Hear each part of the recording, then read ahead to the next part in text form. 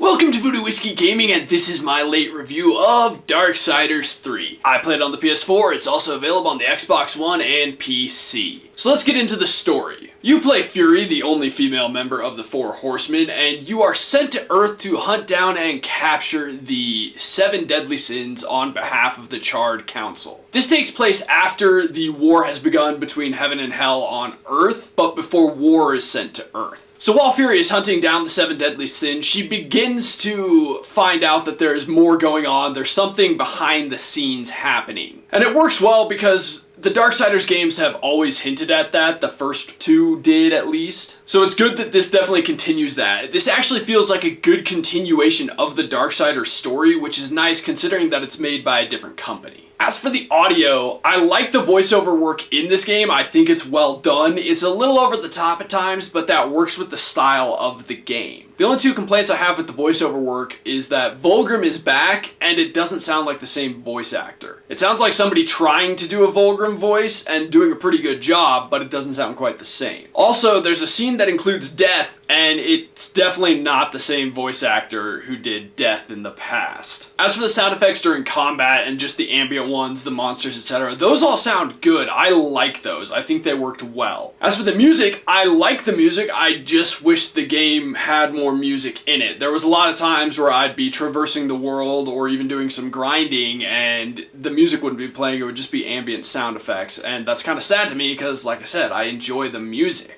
Now let's get into the gameplay, and unfortunately this is kind of where it starts to fall apart. Darksiders 3 is a third-person action RPG, and it very much follows the first Darksiders in gameplay and mechanics. It's got puzzles, it's got a lot of traversal, it's not really open world, but all of the areas are connected, but there's a lot of loading screens connecting them. And to accompany all that loading, it's not loading screens necessarily, but there is almost always both visual and audio stuttering. It gets pretty distracting, and those loading screens can come at horrible times. You think you're done with the loading screen and you can start engaging an enemy, and bam, suddenly it's loading again. The combat is broken down for Fury as she uses chain whips in more direct attacks and sweeping attacks rather than light and heavy attacks. Which that leads to an immediate problem because there's a lot of enemies that block, and she has no way of breaking their block until much later in the game, more than halfway through it felt like. You also don't have a ranged weapon until about halfway through the game. It's really frustrating. She never gets a handgun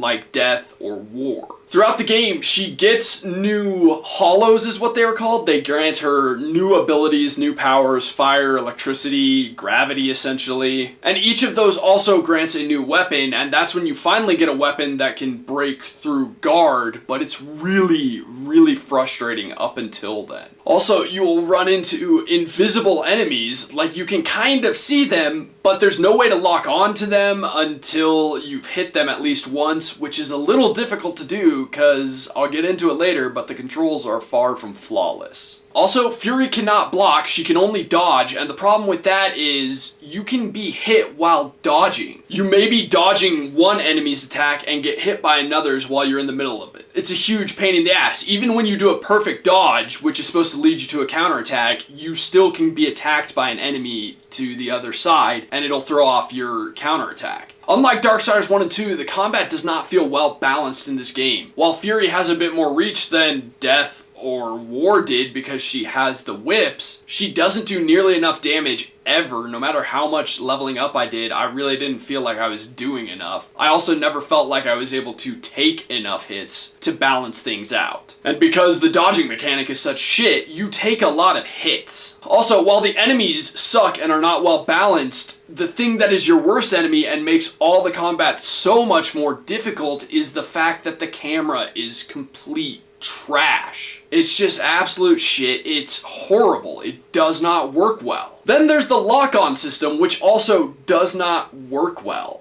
As for the puzzles and platforming, they're not done as well in this game as they were in Darksiders 1 or 2. I also feel like the moving away from the Darksiders 2 loot system was kind of weird. I kind of find it criminal that a sequel abandons an excellent system that was introduced in a previous game. Oh, also, there's no map. So finding your way around the world, trying to find secret areas and whatnot, and remembering where they were is a pain in the ass. Now, as for the controls, I kinda mentioned earlier, they're not that great, and they work pretty well, but there are parts that don't work as well as you would like. There were definitely times where I didn't feel that the response was there. Also in combat, jump attacks are a pain in the ass because you literally have to jump, like hit the jump button, let go, and then press the attack button. You cannot press the attack button while still holding down the jump button. It may sound silly, but it's a very natural movement when the jump is the X button and the attack is the square button. It's very easy to keep your thumb on the X. So it gets to be a pain in the ass when there's enemies in the air. And I even switched out controllers just to see if maybe because I'm using the scuff controller, if maybe that was fucking up or something. No, it was just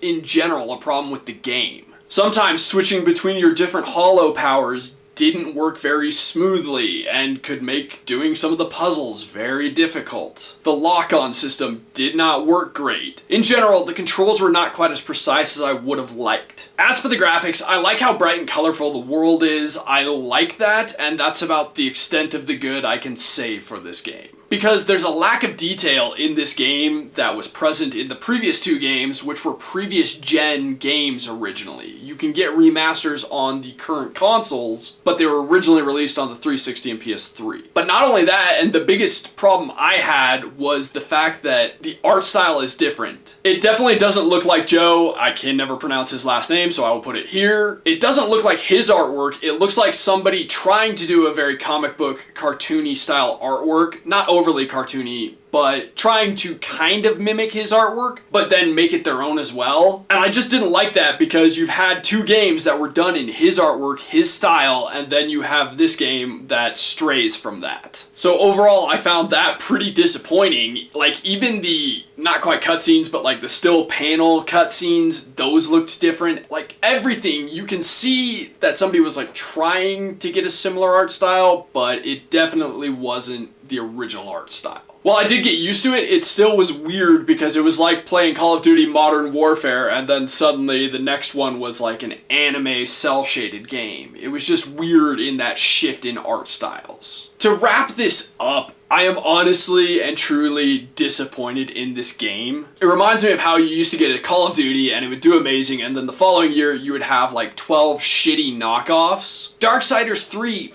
feels like a knockoff of Darksiders 1. The combat is not as well done, the art style is different, the puzzles aren't as well thought out, the controls aren't as well done, traversing the world sucks, and we come back to it, you don't ever ride your horse. How are you a horseman who doesn't ride your horse? Basically, they never built any levels large enough that you would need the horse, so that's just a disappointment. I'm a big fan of the Darksiders games, and while playing this, there were many times where I just sat there and went, I hate this. Like, to find actual enjoyment in this game took a lot of work, and in the end, I didn't find it. I'm glad that they did a good job with the story, and I'm glad to have experienced the story, but to put it simply, this game itself is not worth owning. I sadly have to say skip it, and that is probably my biggest disappointment in gaming this year. Okay, so in the comments below, why don't you tell me, which did you like more, Darksiders 1 or Darksiders 2? And as always, thanks for watching. If you enjoyed the video, please hit that like button, and if you like what I'm doing in general, share, subscribe.